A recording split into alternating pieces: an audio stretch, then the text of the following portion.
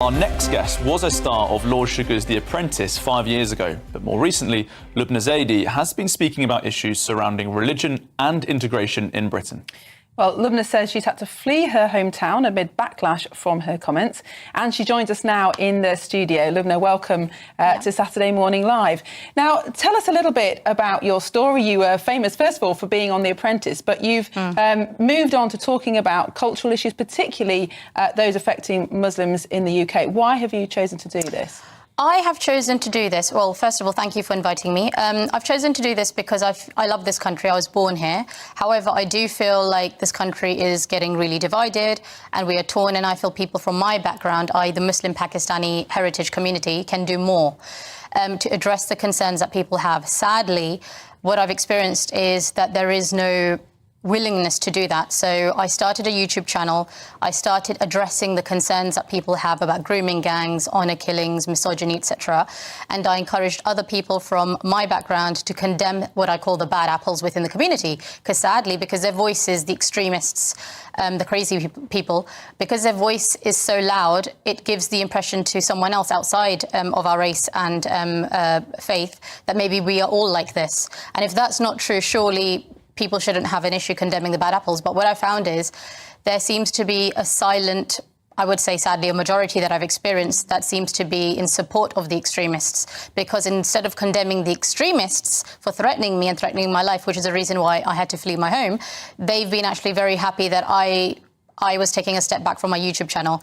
So I'm absolutely disappointed and disgusted with people from my background. There are a few good people that have started speaking out. Sadly, there is a lot of fear. I just feel like we can do more, we should do more, and we need to, because this country is divided. Are you getting a lot of private correspondence from what you're referring to, I guess, is the silent minority of people who are concerned about these broader issues? Are they getting in touch with you saying, thank you for what you're doing, stay strong, keep speaking out? Or has that been quite limited as well?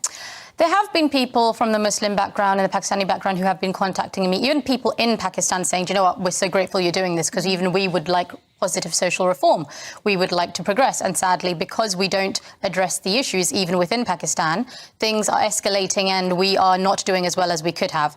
However, again, there is a lot of fear and people generally even don't feel comfortable speaking about these issues within the UK. And I personally do not feel comfortable and confident, especially because of the mass illegal migration coming into this country from people from my race and faith, which I know will struggle to integrate and assimilate into this country.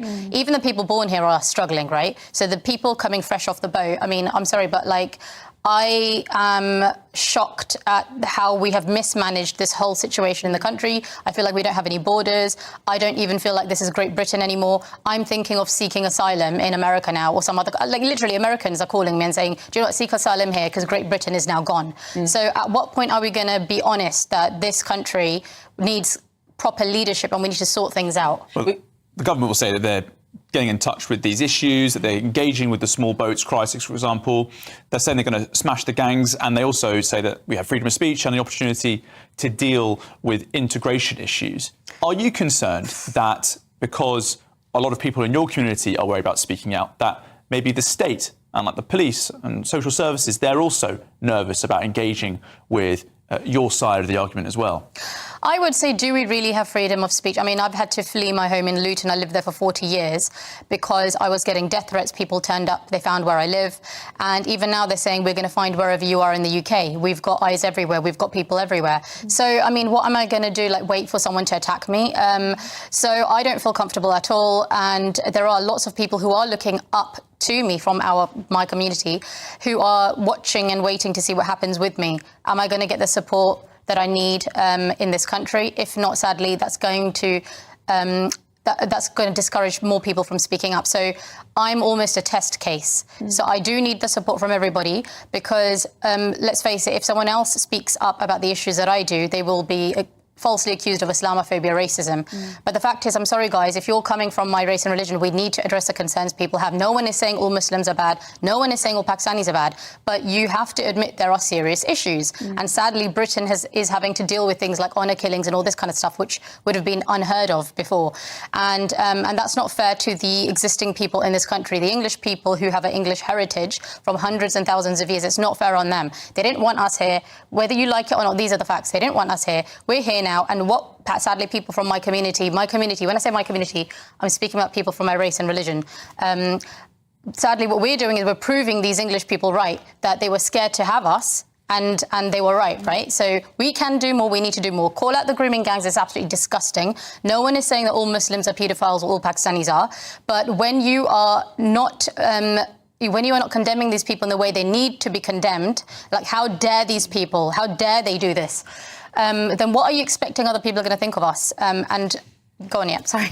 I can go on and on. I can literally talk forever about this. I'm so passionate about this. This is a very contested issue, and of course, many people have been very welcoming to people from all kinds of faiths and none. But certainly there are integration issues. I think many people would agree with that. But you've been extremely brave, and thank you so much for coming on the programme this morning. Really good to speak to you, Lubna. Thank you.